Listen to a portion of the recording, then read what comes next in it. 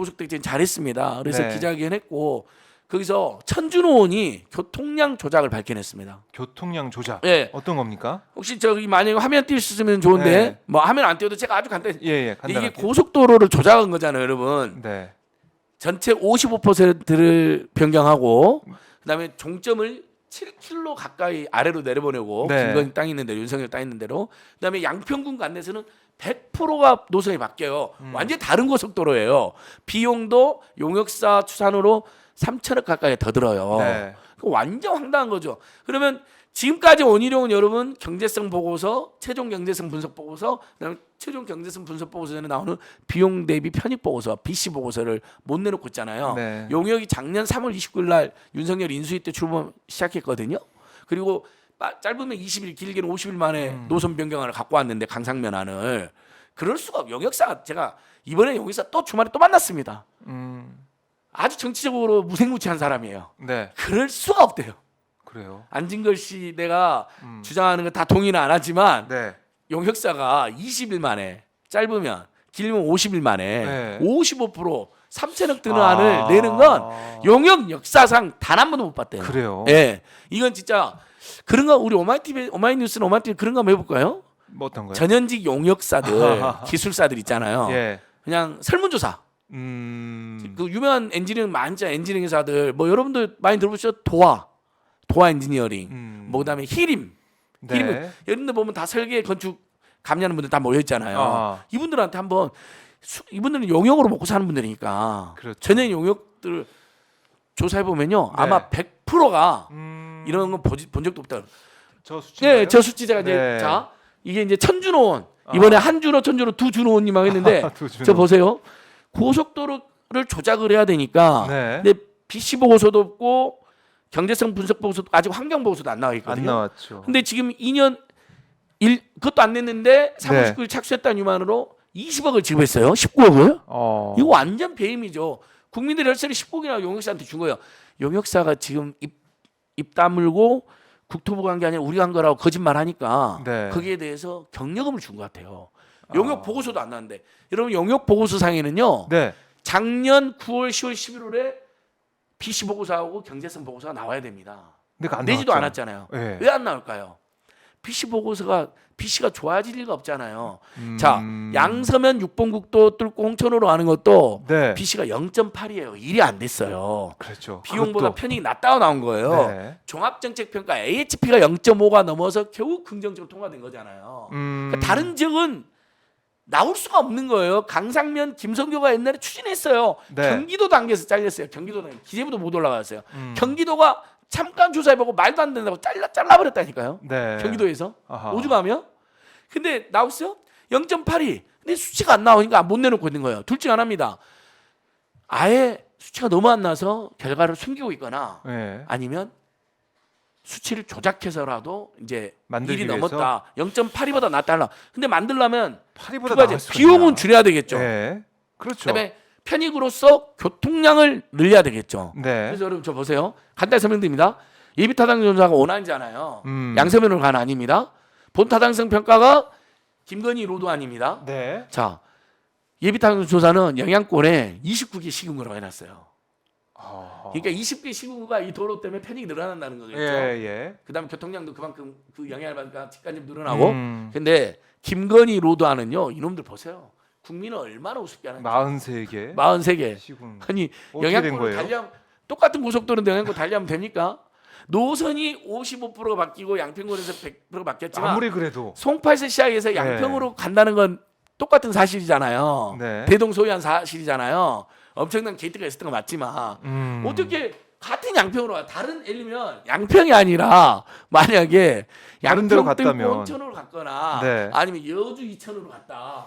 그러면 시구가 좀 늘어날 수도 있겠죠. 그렇죠. 벌써 저것부터가 조작인 겁니다.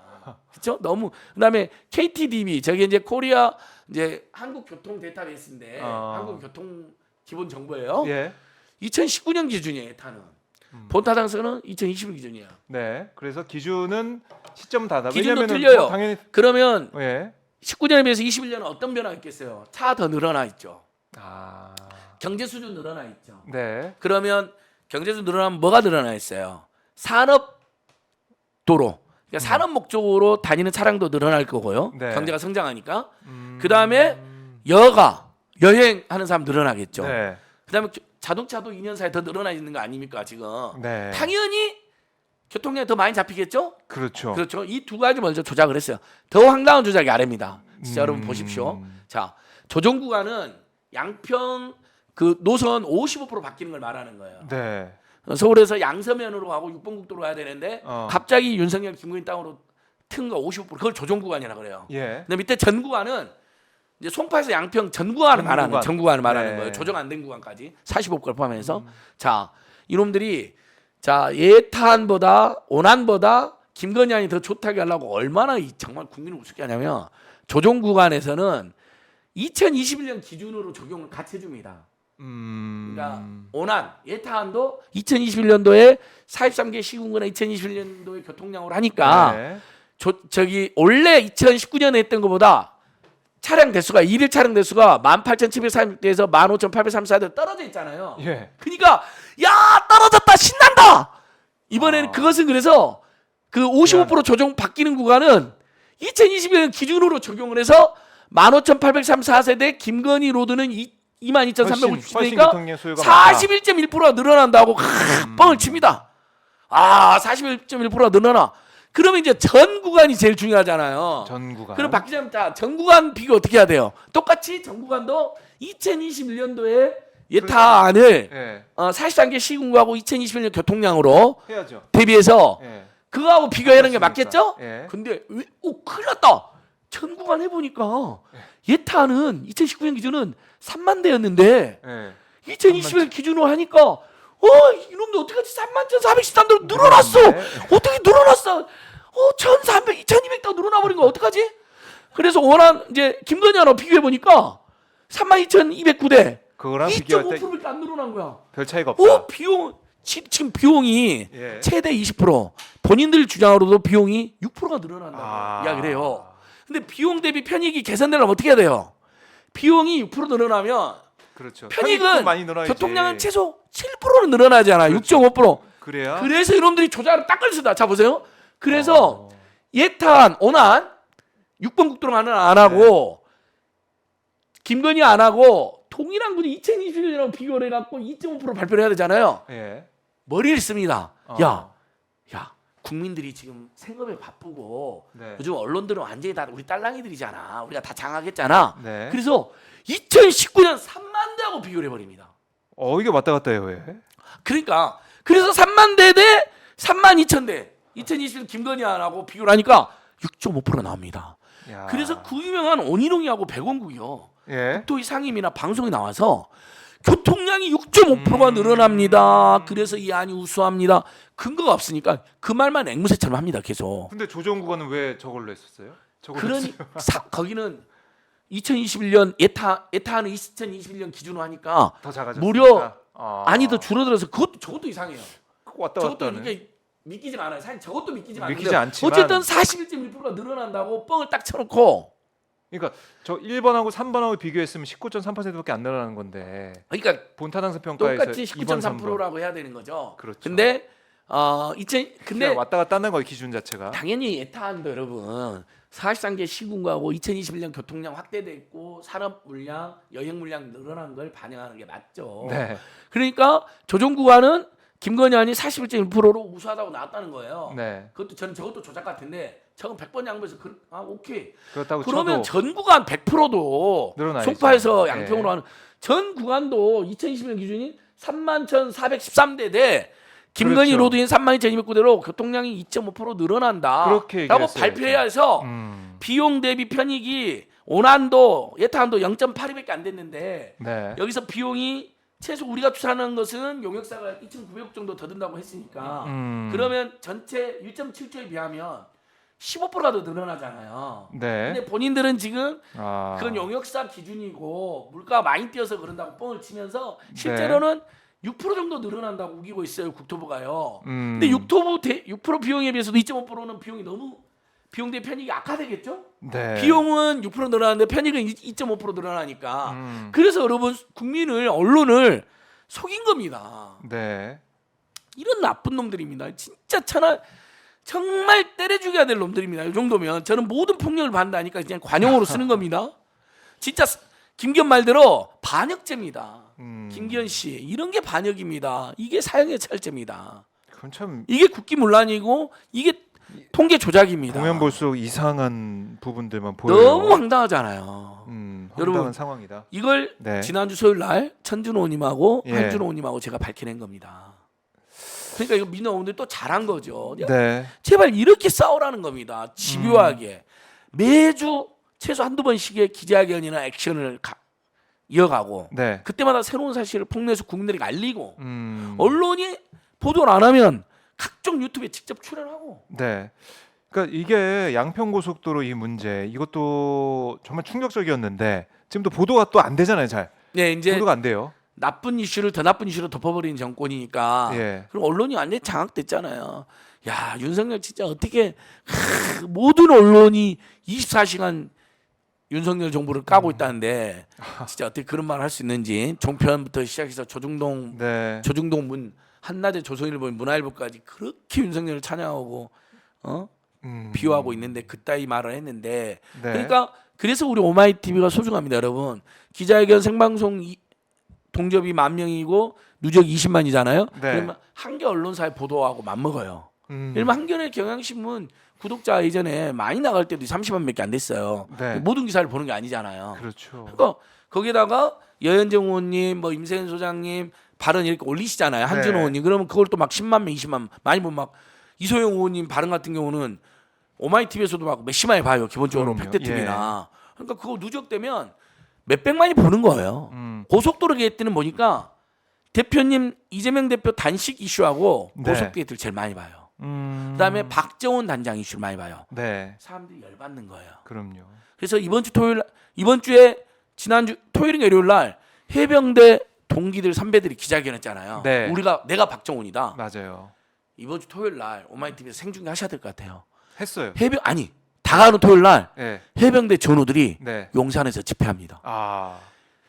해병대 전우들이 진보 정권 비판하는 기자회견이나 집회하는 거 제가 많이 봤는데 보수 정권 규탄하는 건 처음 있는 일입니다. 그것도 참 아마 역사적인 현장이 될 최소 것 같네요. 몇백만 모인대요. 어허. 듣기로 박정훈 단장을 지키기 위해서 해병대 전우들이 카톡을 만들었는데 네. 거기 수백 명이 들어와 있고 거기서 집회하자고 제안이 들어왔대요.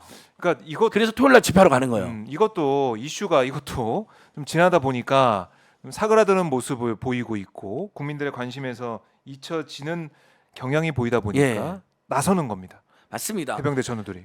계속 오죽하면 제가 이야기했는데 오죽하면 해병대 전우회가 공식적으로 나선 건 아닌데 이 정도는 살짝 묵인한다고 봐야죠. 말리지 않으니까. 전우들이 나서고 오죽하면 있어요. 해병대 전우 일동으로 기자회견 벌써 네. 그 구속되려고 할 때도 여러 명 갔었잖아요. 막 그렇죠. 그 팔경모 갈 때 사나이 나올 부르고 때 그 네. 해병대 노래 부르면서 호응하고. 엉엉 우시잖아요. 펑펑. 네, 네. 얼마나 가슴 저리고 얼마나 부당하며. 근데 그분들이 이순신 동상 앞에서 기자회견 벌써 지금 2번 했어요. 네, 맞아요. 동기들 선배님들 이랬고 그리고 급기야 이제 이번 주 토요일 날은 집회를 하는 거예요. 그것도 의미심장해. 장소도 국방부 앞인데 용산 집무실 앞이기도 하잖아요. 네. 윤석열을 겨냥하는 거예요. 네가 시켰잖아. 음. 네가 최상병 죽게 VIP 만들었잖아. 경로 의혹 예, 이른바. 네가 수사 못하겠잖아. 네. 사실은 그 해병대 그 임성근 사단장이 그렇게 나선 것도 윤석열이 좋아했다잖아요. 작년에 막 해병대가 장갑차 동원하고 막 빨간 옷 입고 나오면서 막 마치 국민들 챙기는 그 모양새가 네. 자기를 수재를 막지 못했고 수재를 수없이 많은 사람이 죽었는데 이태원 저 반지하 참사 가서 앉아갖고 무슨 양아치처럼 구경했잖아요. 삿대질하면서 여기서 사람 죽은 거냐고. 이태원 참사도 그랬고. 그래서 비난 여론이 들끓었는데 해병대가 또는 뭐 어쨌든 공무원들이 막 열심히 하는 게 나오면 약간 여론이 좀 잦아들잖아요. 네. 그래서 되게 좋아했다는 거예요. 임성근이 그렇게 한 것을. 심지어 뭐 김태효랑 뭐 이종섭이랑 같은 이명박 때 같이 근무한 것도 사실이고, 그렇죠? 네. 그러니까 임성근 지키려고 무리한 거잖아요. 지가 수재에 대한 책임을 져야 되는데 뭐 나토에서 내가 간다고 상황이 바뀌냐 뭐 이런 말 망발하지 않았습니까? 김영환이나 윤석열이나. 그래서 비난 여론 듣고는 또 이번에 해병대 동원해서 해병대들이 해병대 정식으로 무장해서 로프도 없이 안전장구 하나 없이 시신을 찾아냈어 이런 뉴스 만들려고 한 거 아닙니까? 솔직히 임성근이라 그러다 최상병 돌아가셨잖아요. 여러분 얼마나 억울합니까? 소방관들도 구명조끼하고 로프 갖고 갑니다. 여러분 수십 년 안전 전문가들도 무릎만 차도 물살이란 건 사람이 넘어져서 떠내려간답니다. 네. 매뉴얼에 안전 소방관 안전 매뉴얼에 그리 돼 있대요. 근데 이게 딱 들키니까 국방비서관, 안보실 2차장, 이정석까지 딱 사표 받은 척 해갖고 범인 은닉하는 거거든요. 범죄를 비호하는 거거든요. 국민들 앞에, 언론 앞에, 국회의원들 앞에 뭐 안 세우게 하는 거거든요. 네. 근데 그걸 민주당이 탄핵을 못한 겁니다. 이정석 탄핵 반대하는 사람들 양심선언 하세요. 지금이라도 페이스북에 내가 왜 탄핵 받는지 올리세요. 완전히 익명으로 숨어있잖아요, 그놈들. 네가 반대했다고 반대한 뭐 국방 공백이 우려됐다라고 솔직히 올려. 어떤 놈이 반대는 좀 보자. 네.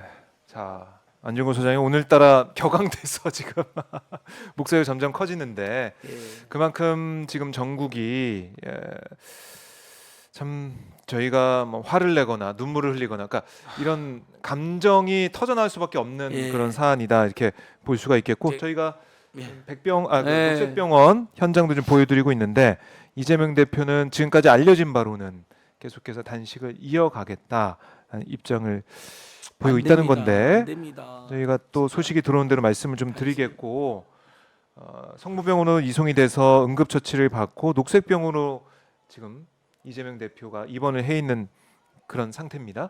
그래서 지금 여기서 원래는 여기 단식 회복을 집중적으로 하는 곳이기 때문에 녹색병원이 이제 그 우리 사회운동가들이나 네. 그 진보 세력이나 또는 사회경제 약자들 어차피 단식하는 경우 많이 있었잖아요. 네. 그러면 항상 녹색병원이요. 이제 음, 분신한 거다가 저기 그 분신 후유증이 있는 경우는 네. 한강성심병원이 전문 병원이잖아요. 네. 이제 우리 국민들 사이에서 단식이라든지 뭐 이런 그 어쨌든 식사 관련돼 가지고 문제가 생긴 경우는 녹색병원 최고 전문 병원이에요. 그래서? 왜냐하면 계속 장기간 단식한 사람들 네. 또는 단식 끝내고 회복식하는 사람들을 녹색병원이 이제 그동안 살펴왔잖아요. 그럼 노하우가 쌓이잖아요. 네. 그래서 녹색병원 잘 가셨어요. 잘 가셨는데 지금이라도 단식 멈추셔야 됩니다. 장기가 네. 손상되고 있다잖아요. 건강이 계속해서 염려가 된다 이렇게 말씀을 주셨고